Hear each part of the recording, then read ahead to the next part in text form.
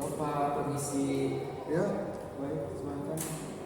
Jadi saya datang ke sini melanjutkan konseling yang kemarin Bapak bilang saya datang kembali memenuhi yang Bapak bilang. Oh, yang kemarin itu ya, yang katanya saya suruh balik lagi gitu ya setelah 2 minggu gitu. Iya, yang kemarin. Oh ya betul. Kalau boleh tahu siapa ya namanya? Betul saya tidak lupa. Nama saya Ryan Fatur Rahman, Pak. Rehan Fatur Rahman. Sebentar ya, saya coba cek dulu di biografi data saya di sini klien. Oh ya betul. Untuk klien atas nama Mas Rehan itu sebelumnya emang 2 minggu yang lalu emang pernah datang ke saya gitu ya. Oke, kalau boleh tahu emang dari Rehan sendiri gimana untuk kabarnya hari ini? Apakah masih sama yang dulu atau ada kembalian lagi Pak? Kabar saat ini alhamdulillah baik, cuma ada beberapa hal yang tidak mengenakan. Oh, emang hal yang nggak mengenakan itu apa ya Pak? Yang biasa masalah perkuliahan gitu kan, karena banyak tugas gitu. Membuat pikiran saya inilah tidak pernah istirahat gitu. Jadi kayak setiap kemana aduh ingat tugas gitu. Oh, berarti menurut Mas sendiri itu selalu kepikirannya untuk kemana-mana itu bukan karena Masnya ini kecapean atau kurang tidur, tapi karena banyak pusing pikiran. aja lah ya. Pusing gitu. Oke. Kalau boleh tahu di sini Mas ini datang ke sini tuh emang karena kemauan sendiri atau emang karena suruhan orang itu apa ya Pak? Untuk saya sendiri kebetulan keinginan saya sendiri karena saya ingin menuntaskan apa yang saya alami seperti yang saya katakan ketika konseling sebelumnya. Jadi saya berharap untuk pertemuan saat ini saya bisa menemukan masalah atau dapat saran baru dari Bapak. Oh, berarti menurut Mas sendiri itu Mas datang ke saya ini emang ingin tahu kelanjutan gitu ya Pak? Dari proses yang sebelumnya itu untuk gimana sih cara penyelesaian dan solusinya gitu ya Pak? Jadi kalau boleh tahu di sini apakah dari Mas sendiri itu bersedia untuk mengisi requirement concern dari saya? Kalau boleh tahu seperti apa Pak? Oh, oke. Kalau gitu saya coba jelasin dulu ke Mas ini. Kalau Mas Rehan tadi ya, yang Iya. Ini saya coba jelaskan dulu di sini untuk prosedurnya. Informal consent itu yaitu sebuah lembar persetujuan. Ya, lembar persetujuan ini harus Mas di sini sebelum Mas ingin melakukan saya. Kenapa saya minta untuk mengisi?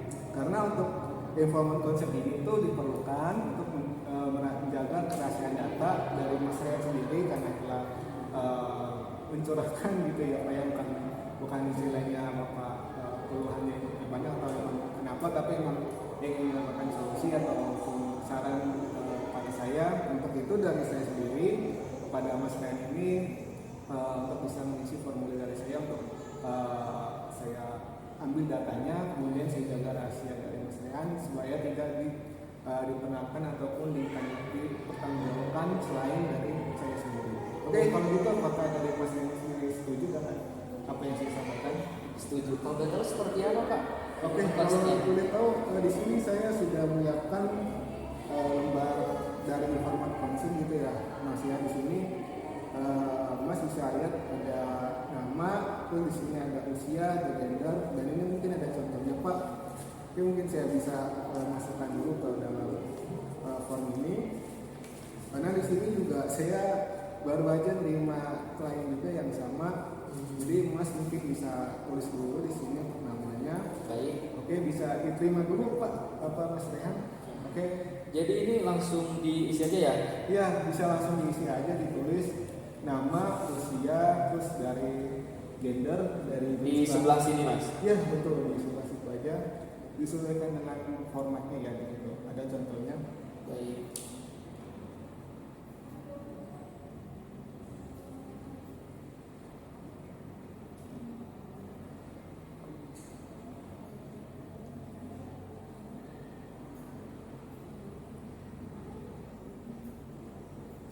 untuk ini apa namanya, ini kan pekerjaan, saya kan belum bekerja, Ya. diisi mahasiswa atau di strip aja? Dari pengisian ini bisa diisi dengan mahasiswa aja kan? Mahasiswa aja. Ya, karena Mas Ryan tidak bekerja, jadi silakan diisi mahasiswa aja.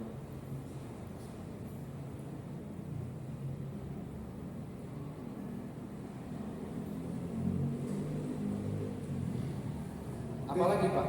Jika sudah selesai Sudah? dari Mas Ryan, coba silakan dibaca terlebih dahulu untuk tata caranya dan juga prosedur yang sudah ada dalam contohnya. Silakan bisa dibaca terlebih dahulu. Bentar ya Pak, Ya, mari saya baca dulu. oke, silakan.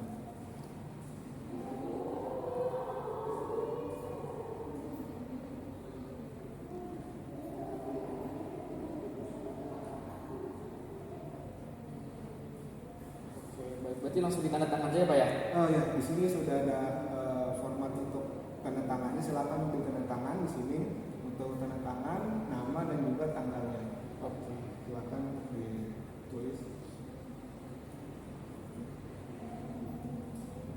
Oke, untuk tanggal hari ini. Sekarang tanggal berapa Pak lupa? Sekarang tanggalnya tanggal 1 Juli. Oh iya, 1 Juli. Iya betul Pak. Itu Bapak salah nulis ini bulan bulan Juli Pak. Iya. Betul. Tanggalnya 2024. Oke, baik, jika Sudah, Pak. sudah selesai. Oke, baik, sekarang saya terima untuk informan konsernya. Ini. Oke, baik. Maaf, saya tidak lupa untuk tutupnya. Oke, sudah ada di sini. Jadi baik, saya coba baca dulu ya untuk informan konsen dari Mas Rehan. Ya. Di sini ternyata Mas Rehan itu usianya masih sama ya, jadi belum ada kenaikan umur gitu ya, jadi usianya masih 19 tahun. Di sini juga masih pekerjaannya mahasiswa waktu masih belum lulus gitu ya, masih sama gitu ya, karena emang baru 2 minggu juga. Iya. Jadi kalau gitu saya tutup aja untuk informan konsennya, sudah saya terima. Jadi izinkan saya untuk menerima lampiran ini. Ya, Apakah baik. Bapak bersedia? Iya, bersedia. Oke, kalau gitu Mas Rehan saya terima untuk informan konsennya. Saya lakukan dulu kepada guru saya. Baik, apakah dari sesi konsultasi ini bisa saya mulai ke Mas Rehan? Bisa. Baik, apakah dari Mas Rehan sendiri ini ada ingin waktu luang untuk mempersiapkan diri atau ingin ke toilet sebelum saya mulai? Kayaknya tidak perlu Pak. Tidak perlu ya, berarti dari Mas Rehan sendiri itu emang agak perlu itu ya untuk persiapan diri ya. Tadi Baik. saya sudah ke toilet soalnya sebelum kesini. Oh, sebelum sini bisa ke toilet. Iya. Tadi sebelum ke sini tuh naik transportasi apa? Atau emang naik transportasi sendiri atau dari teman? Kebetulan tadi saya itu kesini itu sendiri Pak, naik motor dari rumah langsung ke sini. Enggak, itu saya kuliah dulu. Setelah saya kuliah, lalu saya meluangkan waktu untuk kesini karena ada kesepakatan waktu pas konseling pertama untuk datang kembali setelah 2 minggu. Iya betul, karena dari saya juga memberikan waktu space untuk Mas Ryan ini untuk 2 minggu ke depan. Jadi untuk hari ini Mas Ryan sudah sepakat pun, jadi saya apresiasi sebelumnya kepada Mas Ryan. Oke, kalau begitu baik, kita langsung aja ke inti masalahnya. Nah, untuk dari Mas Ryan sendiri, apakah sudah bersedia untuk melanjutkan sesi konsul hari ini? Siap, sudah sangat siap. Oke, jadi bisa langsung saya mulai ya untuk konsultasi Mas Ryan ya. Oke, baik, untuk masalah ini sebenarnya apa sih Mas Ryan? Masih sama pas awal, jadi saya ini sering merasa gugup ketika berbicara di depan banyak orang, atau bahkan ketika berbicara face to face aja saya merasa gugup juga gitu, bingung mau berbicara apa, apalagi orang itu orang baru gitu. Saya sangat merasa gugup gitu. Timbang dengan orang yang saya kenal, saya masih bisa berbicara seperti biasa. Lalu selain gugup, saya juga kadang ketika kuliah misalnya nih, ketika mau ke depan, saya juga sering memikirkan hal-hal yang belum terjadi, padahal ke depan itu seharusnya seperti biasa gitu kan.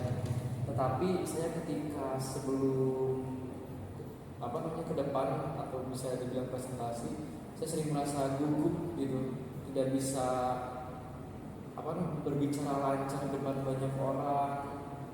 Jadi ketika saya di depan ya saya ngomong terbata-bata gitu. Untuk saat ini aja ketika saya berbicara dengan bapak, saya kayak berpikir gitu, tidak bisa melepas apa yang saya bicarakan gitu, karena emang belum terlalu dekat mungkin. Oke, berarti di sini saya coba untuk simpulkan lagi atau saya mengupas lagi dari masalah-masalah itu tuh, pertama tuh masalahnya tuh gugup gitu ya Pak. Jadi Iya. untuk masalah ini ngerasa gugupnya dari masalah itu karena Mas ini sering memikirkan segala sesuatu yang mungkin terjadi di masa yang akan datang. Tapi padahal itu tuh belum terjadi, cuma hanya di pikiran saja. Jadi hingga membuat Mas Rian sendiri itu merasa panik atau cemas gitu ya, tentang masa depan maksudnya di hari selanjutnya. Dan juga dari Mas Rian sendiri bilang juga katanya juga merasa dulu, bahkan berbicara dengan saya pun sini sudah face to face, Mas Rian masih merasa masih agak jealous gitu ya, masih kaku atau juga masih merasa kurang pede gitu ya dari Mas Rian. Dan juga dari Mas Rian juga selama kuliah gitu kan, yang waktu konsultasi pertama dengan saya juga di data saya ini, Mas Rian ini tuh emang kaku gitu ya, emang sedikit cemas gitu.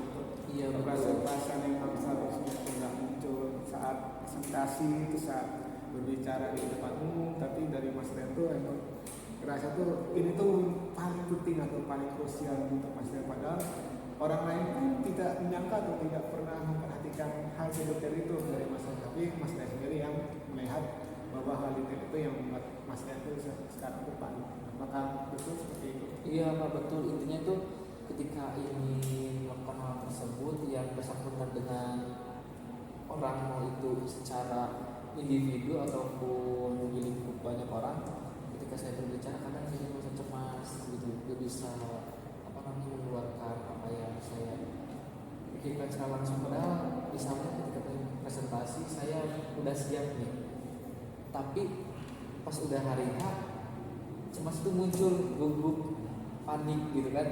Jadi apa yang saya pelajari udah buyar, nggak bisa saya aplikasikan ke depan gitu. Jadi saya juga bingung, itu kayak emang cemas, panik seperti itu atau emang saya pemalu. Jadi saya juga kadang nggak bisa mengerti diri saya sendiri gitu.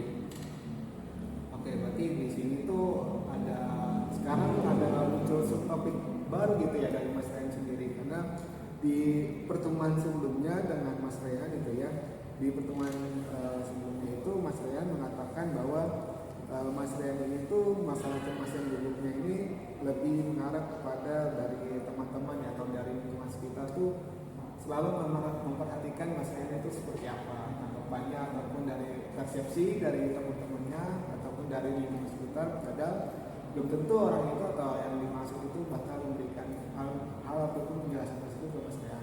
Tapi dari Mas Rian di sini ternyata sangat mempedulikan atau sangat meyakini bahwa orang tersebut tuh sangat ingin meninggalkan dari Mas Rian itu sendiri. Dan juga tadi sebelumnya yang Mas Rian sendiri jelaskan barusan ini, ternyata di sini ada kendala baru ya dari Mas Rian, yaitu Mas Rian ini sekarang ini orangnya pemalu gitu. Jadi karena pemalunya ini membuat dari Mas Rian itu merasa gugup yang terlalu cemas dengan keadaan sesuatu gitu. Iya betul, makanya saya juga bingung nih, malu apa emang apa gitu.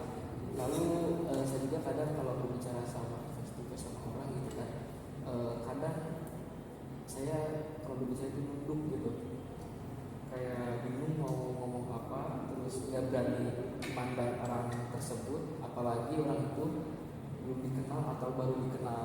Pasti saya kalau bicara nunduk gitu.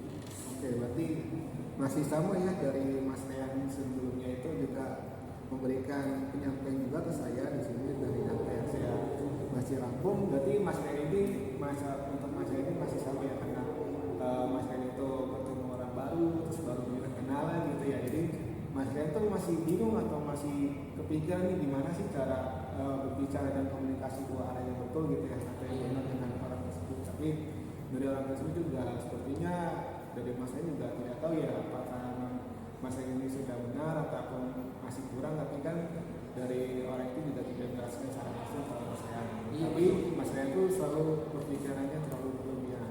Iya, kadang saya suka berpikir, aduh, yang tadi saya salah ngomong gak sih gitu, saya kayak mana gak sih ke perasaannya dia atau takutnya kayak gimana gitu, saya ngomongin takut salah gitu kan. Bukan saya ngomong sama dia masih terbata-bata ngomong sama bapak gitu karena saya masih gugup gitu. Oke, berarti di sini tuh untuk yang saya bisa objektifkan ke Mas Rian itu dari perasaan panik atau gugup ini tuh ada beberapa subtopik gitu ya. Jadi yang pertama ini yang saya lihat atau dan juga saya atensikan dari Mas Rian, di sini tuh Mas Rian tuh ada masalah lain gitu ya, Pak ya, maaf Mas Rian.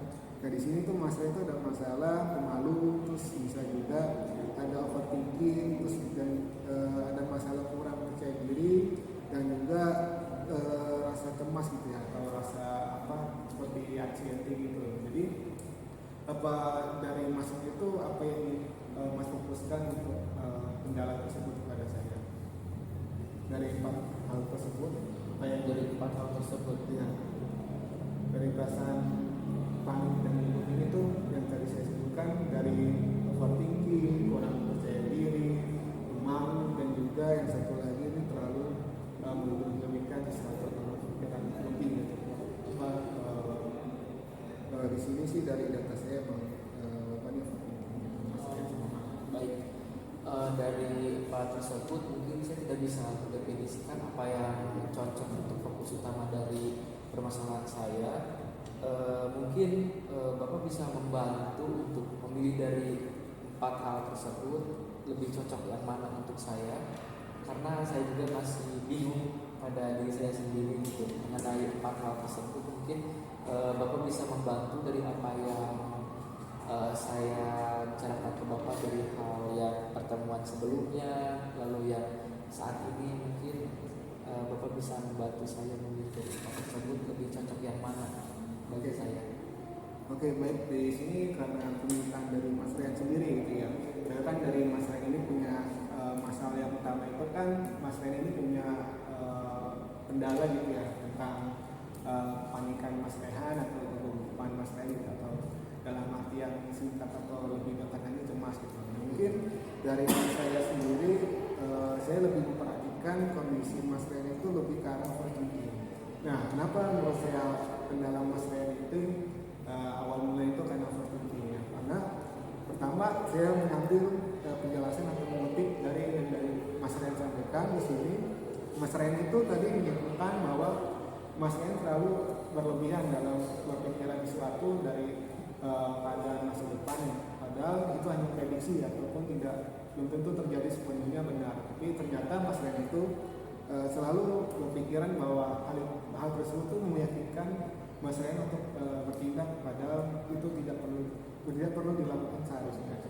Cuma di sini Mas Rian dari konsultasi pertama dan juga saat ini Mas Rian juga masih kendalanya ataupun masih yang sama, dan juga tadi bilangnya pada saat presentasi juga tiba-tiba fokusnya buyar gitu ya. Karena kan itu yang harus diperhatikan dalam presentasi itu kan yaitu tentang cara berpikir Mas Rian kepada audiens dan juga cara Mas Rian berpikir gimana menghasilkan presentasi ini dari awal sampai akhir. Tapi Mas Rian sendiri itu masih iya sih benar tadi apa yang Bapak bilang tadi mengenai overthinking. Saya juga berpikir setelah Bapak bilang kayak tadi, mungkin overthinking itu menjadi hal yang paling mengganggu dari apa yang saya sampaikan tadi. Seperti yang tadi saya bilang, saya sering memikirkan hal-hal yang belum tentu akan terjadi, padahal itu akan terjadi biasa saja gitu kan, tidak akan sampai gimana-gimana. Tapi bagi saya overthinking itu sangat mengganggu untuk kegiatan saya, terutama misalnya kuliah atau berhadapan dengan orang baru. Jadi overthinking ini membuat saya menjadi kemana-mana, gugup lah, panik lah, atau apa gitu. Sehingga dari overthinking ini membuat saya tidak bisa fokus gitu. Benar apa yang Bapak bilang tadi. Oke, baik. Berarti yang saya sampaikan sebelumnya di sini kepada Mas Rian, tapi saya nyatakan benar ya, dari konfirmasi dari Mas Rian sendiri mengenai kendala apa Oke, kalau gitu mungkin saya bisa beralihkan ke topik yang lain gitu ya. Kayak. Nah, mungkin di sini dari Mas Rian itu pernah nggak sih dari riwayat keluarga Mas Rian itu Mas Rian punya gangguan panik atau gangguan kecemasan sendiri ataupun dari Mas Rian pernah dengar omongan dari keluarga atau dari saudara kandung pernah punya gangguan atau kendala sama Mas Rian? Dari keluarga ya Pak ya. Kalau dari keluarga sih nggak ada, cuman ada sih. Kayaknya adik saya deh. Iya ada adik saya. Dia itu tapi orangnya pemalu, nggak berani bisa di depan banyak orang. Hampir sama lah seperti saya. Cuman saya mungkin agak lebih parah karena satu lawan satu pun berbicara saya merasa gugup gitu. Iya ada adik saya, tapi tidak terlalu begitu parah kayak saya Pak. Untuk keluarga yang lain seperti kakak saya atau orang tua saya enggak sih Pak, enggak. Oke, baik, berarti di sini saya konfirmasi dulu ke Mas Rehan. Berarti di sini dari riwayat keluarga Mas Rehan punya masalah yang sama itu dari adik Mas Rehan sendiri. Iya, tapi tidak lebih parah kayak saya gitu. Baik, kalau gitu maaf sebelumnya tadi itu keperluan untuk asesmen sementara gitu ya Mas Rehan yang masalah kendala utamanya itu. Nah di sini untuk asesmen berikutnya yang ingin saya tanyakan ke Mas Rehan yaitu dari masalah kesehatan mental. Dari Mas Rehan sendiri itu pernah nggak sih merasa kejiwaan Mas Rehan sendiri kalau sekarang atau kejiwaan? Meriksa kalau untuk yang lebih spesifik ke kesehatan mental nggak pernah, tapi kalau kayak untuk akademik saya sering waktu itu pas sebelum kuliah gitu saya mengecek akademik saya kayak saya gak mau salah jurusan nih Pak. Jadi saya melakukan tes itu di salah satu universitas, bukan universitas sih tapi cuma perguruan tinggi aja, perguruan tinggi sekolah tinggi lah bisa sebutnya STAI gitu kan, sekolah tinggi agama Islam, tapi di sana ada bukan layanan konseling gitu. Ya oke, berarti di sini dari kendala Mas Rehan gitu ya. Berarti sebelumnya Mas Rehan itu kan pernah mendaftar gitu ya untuk kayak diagnosis, bukan diagnosis gitu ya, cuma kayak pendaftaran. Nah cuma dari Mas Rehan itu, Mas Rehan juga udah bisa tahu nih kalau Mas Rehan itu memang ada keterkendalaan ataupun dari suatu kondisi yang mungkin kurang bisa ditangani atau bisa disesuaikan dengan Mas Rehan, itu dari masalah hidupnya ini atau kurang percaya diri ini ya Mas Rehan. Iya. Oke baik, kalau gitu mungkin dari saya coba saya lebih fokuskan lagi di sini. Nah dari Mas Rehan sendiri itu sebenarnya orangnya pernah temperamen itu nggak sih, ataupun punya sifat atau kepribadian yang meledak-meledak ataupun yang sering marah-marah atau dikit-dikit emosi gitu kalau di rumah ataupun di luar gitu. Pernah nggak sih Mas Rehan? Untuk hal seperti itu pastinya ada sih Pak, tapi tidak begitu banyak. Mungkin kayak misal dari ini dari masalah saya tadi, habis dari kejadian itu saya suka berpikir kayak apa sih gue gini banget gitu kan, kenapa harus gugup gitu, harus panik, kan harusnya gue biasa aja gitu. Kadang saya sering merasa emosi gitu Pak, kenapa saya nggak bisa kayak orang lain gitu, seharusnya saya juga bisa gitu, tapi saya kadang seperti itu aja, kayak merasa udah kesel aja gitu di akhirnya gitu, padahal ya salah saya sendiri gitu kan, saya gugup gitu, tapi di akhir udah saya juga kesel, apa sih harus gini gitu. Berarti dari Mas Rehan sendiri tuh pernah tuh ya kayak misalnya agak temperamen cuman masih standar yang paling rendah gitu. Iya, nggak sampai ya gimana yang terlalu tinggi sampai orang lain pun mendengar itu benar Mas Rehan itu pakai kewaspadaan kan. Oke baik, mungkin dari situ bisa saya catatkan kembali mengenai penjelasan juga penyampaian dari Mas Rehan. Bisa saya lanjutkan dari Mas Rehan sendiri nih, saya ingin tanyakan kembali nih, dari Mas Rehan itu pernah punya pengalaman traumatis nggak sih mengenai masalah-masalah yang pernah dipermalukan atau pernah diejek-ejek sama teman atau sama keluarga? Pernah nggak sih Mas Rehan? Mungkin dari waktu saya SMP aja ya. Kalau MI enggak. Di SMP dulu itu saya sering bukan dibully ya, kayak dipalak gitu kan sama teman sekelas ada. Intinya saya itu ya sering dikucilkan aja lah gitu, karena saya nggak berani melawan kan gitu. Dianya aja ada geng gitu kan, sedangkan saya dulu itu cuman ya orang culun seperti ya sekolah gitu, dan neko-neko gitu. Terus main aja jarang gitu, kurang bergaul waktu pas saya SMP. Jadi saya sering ya kayak gitu dibully, dipalak gitu. Kadang ya saya juga disuruh-suruh, terus diajak bolos gitu kan. Ya saya cuma bisa nurut aja gitu. Tapi saya juga mencoba untuk melawan sedikit-sedikit gitu agar tidak mengikuti bolos itu. Oke, berarti dari Mas Rehan sendiri itu emang dari masa lalu sebelum itu punya pengalaman traumatis gitu ya, dari teman kelas gitu, dipalak terus juga dikucilkan. Jadi menurut Mas Rehan itu berpengaruh sekali dengan masa kini Mas Rehan yang menjadi orang itu pemalu dan tidak percaya diri. Mungkin dari saya bisa saya korek kembali, apakah dari kejadian itu membuat Mas Rehan ada trust issue ataupun dari ini jarak-jarak dengan teman yang dengan sifat seperti itu karakternya. Kalau dari pengalaman saya waktu SMP itu sih enggak ada pengaruh ya. Mungkin kalau ingat-ingat ya kesal aja kenapa enggak melawan gitu Pak. Jadi enggak ada, berarti enggak ada kaitannya dengan apa yang saya sampaikan kepada Bapak. Oke, berarti dari Mas Rehan itu hanya rasa kesal aja gitu, jadi tidak ada dendam ataupun tidak ada rasa yang... Kalau dendam pastinya ada, sampai sekarang pasti ada. Bahkan ketika saya bertemu dengan orangnya lagi yang menindas saya waktu SMP, kalau saya pikir-pikir, gitu, ada rasa ingin memukul atau kayak gimana. Cuman saya kan orangnya kayak tadi gak enakan kalau ketemu orang itu. Saya ada rasa takut, cuman ada rasa ingin melawan juga. Jadi rasanya masih seimbang gitu ya. Iya. Kadang masih terkontrol. Pikiran saya ingin membalaskan dendam saya, tapi di hati saya ya gak berani gitu.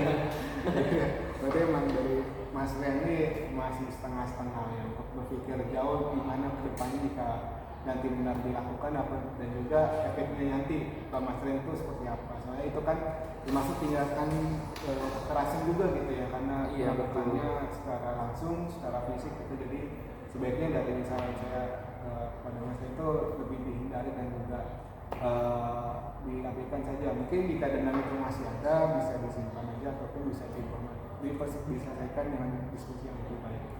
Mungkin dari sini saya bisa langsung saja ya, masalah-masalah ini apakah dari Mas Rehan ini ingin ada solusi gitu untuk penanganan mengenai gejala atau masalah karena dari kecemasan ini. Jadi sebelumnya itu Mas Rehan ini tahu nggak sih dari panik ini tuh sebenarnya dari Mas itu menyelesaikan, cara menguraikan penyelesaian itu gimana, cara diskusinya? Untuk saat ini saya belum bisa menemukan jawaban bagaimana saya mengatasi apa yang saya rasakan, tapi saya ini sih masih bertahap melakukan saran dari Bapak yang Bapak sampaikan waktu konseling pertama itu. Nah itu sudah saya aplikasikan juga di kehidupan seharian saya, dan juga ada sedikit berpengaruhnya juga gitu Pak. Tapi untuk saat ini saya ingin menuntaskan itu kembali.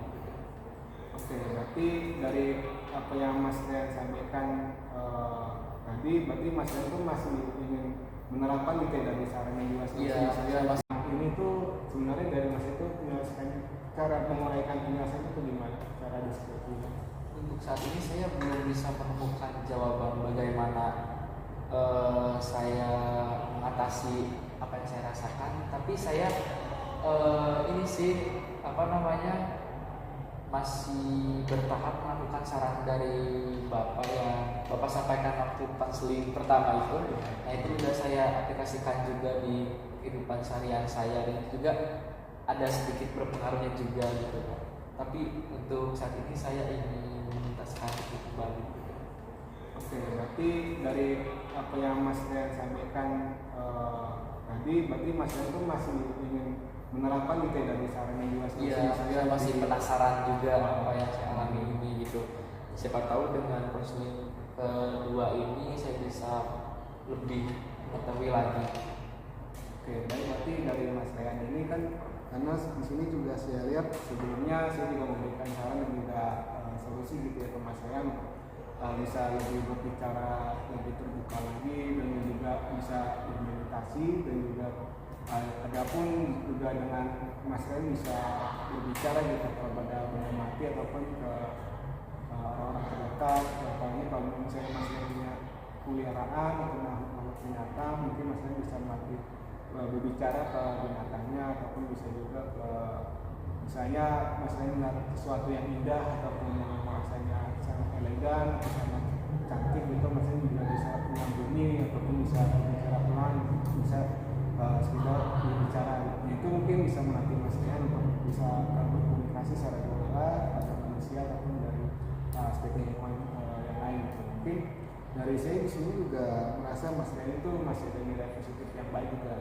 value ataupun juga keadaan hidup yang lebih baik ke depannya pada Mas Rian jika Mas Rian itu bisa benar-benar meredam ataupun menurunkan dari sifat kurang percaya diri, overthinking, dan juga masalah yang paling utama yang Mas Rian itu merasakan yaitu panik gitu, kecemasan berlebihan.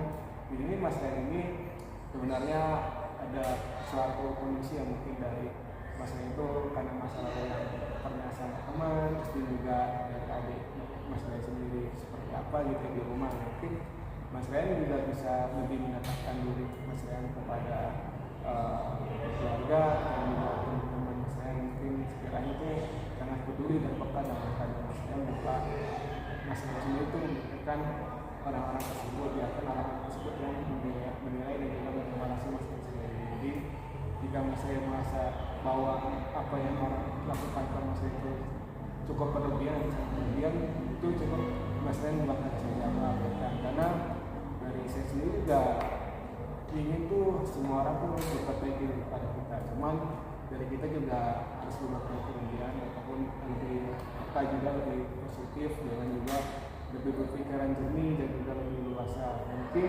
sebelum saat presentasi juga Mas Rian juga bisa lebih keadaannya itu lebih stabil, lebih mengendalikan emosinya, terus juga lebih memperhatikan apa yang ingin diselesaikan yang persiapan yang baik dan lupa, dan juga jangan lupa makan, minum, dan juga olahraga juga yang teratur, terus bermandi, menjaga tidur, kesehatan gitu, karena itu sangat perlu, karena jika sakit itu pasti bakal lebih uyang lagi, bakal lebih ribet lagi untuk memasukkan sendiri. Jadi mungkin dari sini juga cukup sekian apa yang ingin saya berikan solusi dan juga kendala saya di sini. Mungkin Mas Rian juga lebih mengerti dengan keadaan Mas Rian sendiri ke depannya. Semoga apa yang saya arahkan dan juga Mas Rian ceritakan ke saya dapat meluasakan keadaan Mas Rian pada nantinya, dan juga mungkin setelah konseling selesai, mungkin dari saya cukup sekian sesi konsultasi pada saya hari ini. Apakah ada yang ditanyakan kembali dari Mas Rian?